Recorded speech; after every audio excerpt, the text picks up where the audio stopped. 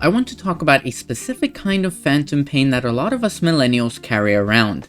It's the ache of a future that we were promised, that we meticulously prepared for, but that never actually materialized. If you grew up in the 90s or the early 2000s, you were handed a very specific step-by-step blueprint for a successful life. It was simple, elegant, and seemingly foolproof. Study hard, get a college degree, secure a stable corporate job, buy a home, and watch your life steadily compound into comfort. We were told that the world was a meritocracy and that if we just followed the rules, the system would take care of us. We followed those instructions to a fault. We became the most educated, highly credentialed, and systematically compliant generation in history. We checked every single box on that checklist, but when we stepped out into the real world to collect on that promise, we didn't find a stable ladder waiting for us. We found a landscape of shifting goalposts, structural instability, and a series of economic and political anomalies that turned our blueprint into a piece of historical fiction. We didn't fail the blueprint failed us because it was written for an ecosystem that was already disappearing by the time we graduated. It is deeply frustrating to live with the quiet, lingering sense that you've done something wrong when in reality, the math was rigged against you from the very beginning. We've spent years internalizing structural economic failures as personal shortcomings. We blame ourselves for our lack of savings, our delayed milestones, and our chronic professional anxiety. But when you look at the macro environmental chaos of the last 25 years, you realize that our struggle wasn't a failure of willpower or work ethic. It was a structural inevitability based purely on historical timing. We were engineered for a world that no longer exists. The very first step of our generational blueprint was education. We were told that a college degree was a golden ticket, the ultimate differentiator that would shield us from economic vulnerability. Parents, teachers, and guidance counselors all repeated the same words. It doesn't matter what your degree is in, just get one. So we did. We signed on the dotted line for massive, unprecedented amounts of student debt before our brains were even fully developed, viewing it not as a financial liability, but as a mandatory investment in our future stability. But while we were inside those lecture halls, something fundamental shifted in the labor market. Because everyone was told to get a degree, the degree itself became the new baseline. It stopped being a differentiator and simply became a barrier to entry for entry-level jobs. We walked out of graduation into a phenomenon called credential inflation. Suddenly, jobs that previously only required a high school diploma were demanding a bachelor's degree and 3 years of experience just to clear the automated resume filters. The long-term economic damage of this specific bait and switch is staggering. According to data compiled by the Federal Reserve Bank of New York on student loan debt, total outstanding student loan debt in the United States reached over $1.7 trillion with a T, with millennials holding the largest share of that burden compared to any other generation at a comparable life stage. The data shows that this massive debt overhang has systematically delayed core wealth building milestones, such as home ownership, retirement savings, and starting businesses, by an average of several years. We were saddled with a mortgage-sized debt before we even owned a home, all to buy a credential that had been diluted by the market. It's a frustrating realization. We didn't overspend on luxuries, we overspent on the basic entry fee for a middle-class life. We did exactly what the blueprint instructed, and the reward for our compliance was a generational anchor that has kept us financially underwater during our most critical wealth compounding years. I will quickly add in here that if you want to hear about how I personally eliminated all my student loan debt, became financially free, and got on the path to becoming a millennial millionaire within the creative industry, check out those videos on my channel because you may gain some great insight from my own experience. But getting back to the workforce, if the credential trap was a setup, our entry into the actual workforce was the punchline. For an older wave of millennials, that entry happened right around 2008, smack in the middle of the Great Recession. For a younger wave, it happened during the massive economic disruptions of the early 2020s. Think about the profound whiplash of that reality. You spend your entire youth optimizing your resume, maintaining your GPA, and preparing for takeoff, only for the runway to disintegrate right as you hit top speed. When you enter a collapsing job market, you don't get to choose a career path that aligns with your passions or your degree. You take whatever is available just to survive the interest payments on your debt. You take the unpaid internship, the part-time contract role, or the position you are wildly overqualified for. This isn't just a temporary setback, it's a structural disadvantage that permanently alters your lifetime earnings trajectory. You start your professional journey at a deficit and you spend the next decade just trying to claw your way back to the baseline where you were supposed to start. The permanent scarring effect of this timing is thoroughly documented.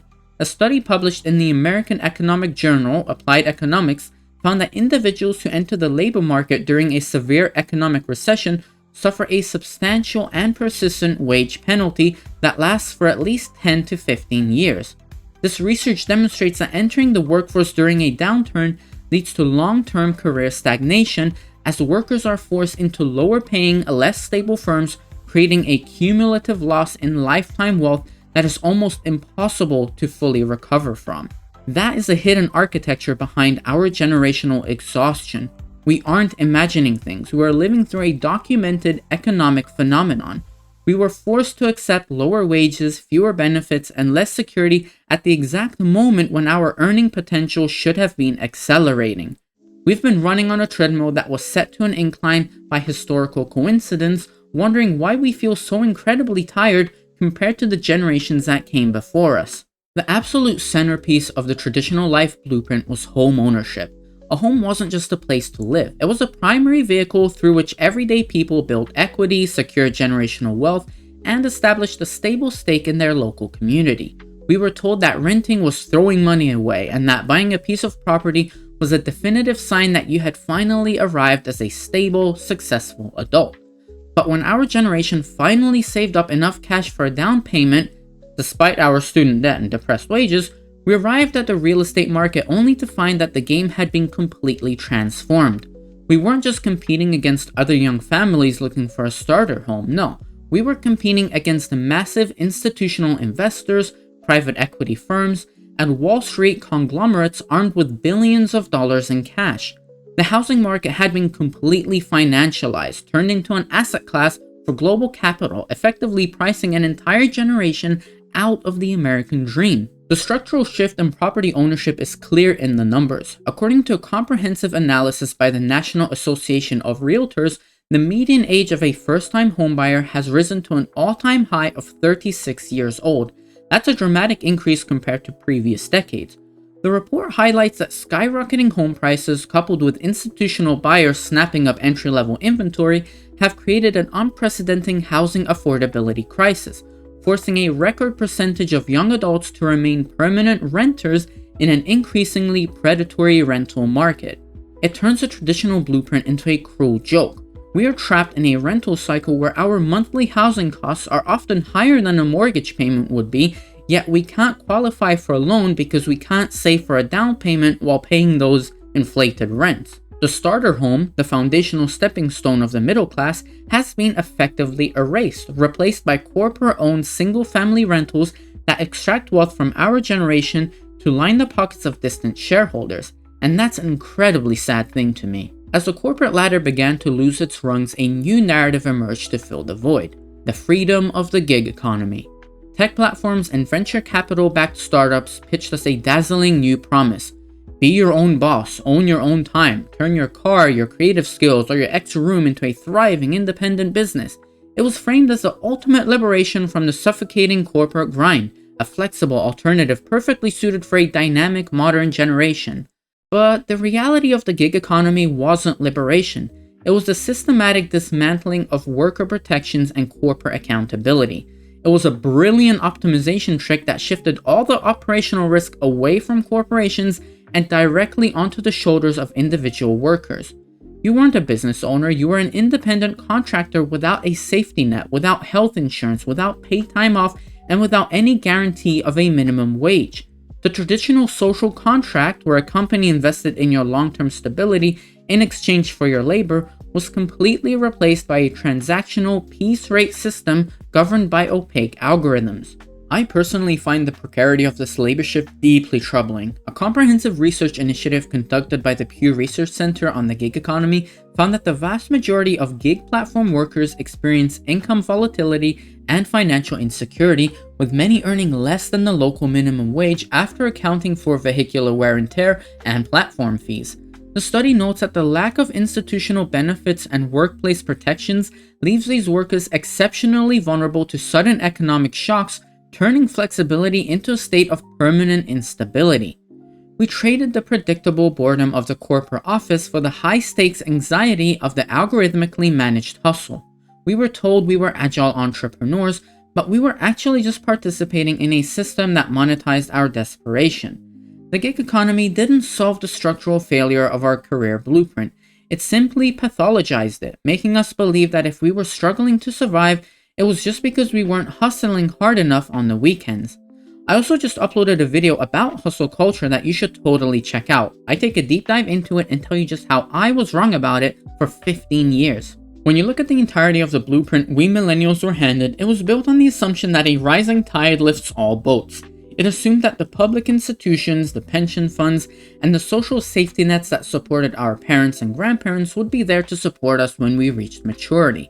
We paid our taxes, we contributed to the system, and we played by the rules under the impression that we were part of a stable, reciprocal society.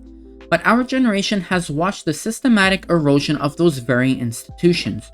We're paying into social programs with the full, explicit understanding that they will likely be insolvent or unrecognizable by the time we're old enough to benefit from them. We've had to watch corporate pensions disappear, replaced by volatile individual retirement accounts that shift the entire burden of market risk onto our own shoulders. The safety net hasn't just frayed, it has been intentionally dismantled, leaving us to navigate an incredibly volatile macro environment with absolutely nothing to catch us if we fall. The long-term trajectory of our public safety net is clear. According to the annual report released by the Social Security and Medicare Boards of Trustees, the combined asset funds that support these foundational programs are projected to reach depletion within the next decade if structural legislative changes are not implemented.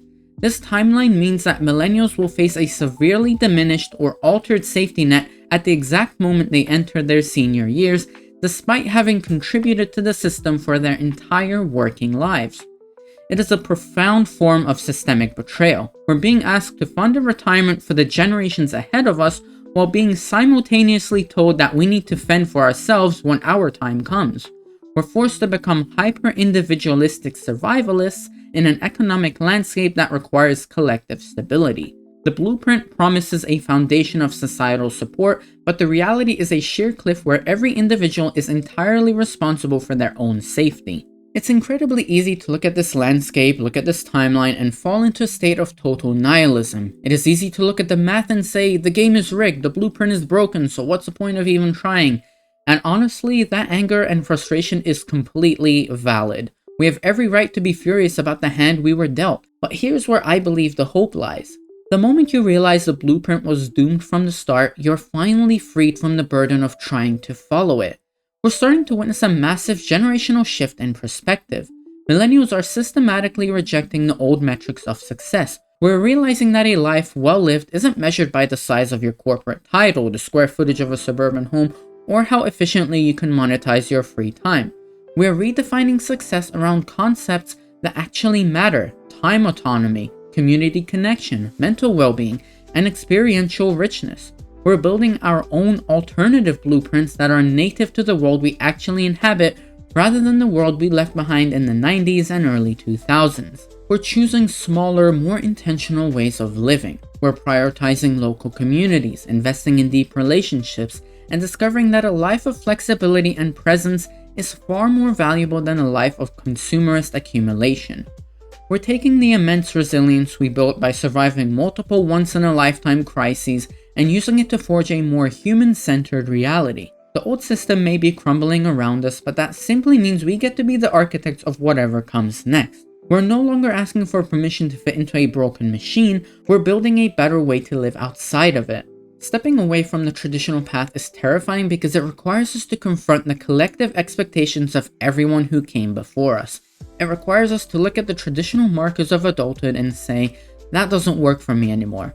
But it is also the most liberating thing our generation will ever do, reclaiming our right to define what a meaningful life actually looks like on our own terms. I'm incredibly eager to hear your thoughts on this because this is a defining conversation of our generation.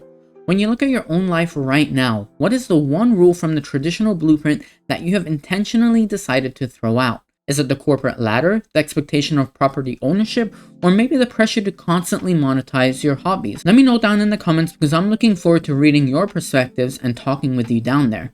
For me, it's personally being the corporate ladder and chasing positions. I want to be the architect of my own life, not letting it be decided by a company that doesn't give a hoot about me. If this video validated some of your own exhaustion or gave you a different lens through which to view your struggles, please hit that like button. It helps this message get out to other people who might be blaming themselves for a rigged game. And don't forget to subscribe to my channel so you can catch my upcoming deep dives. If you have any particular topic you'd like to hear my thoughts on, drop it down in the comments as well. And with that, I will see you in the next video.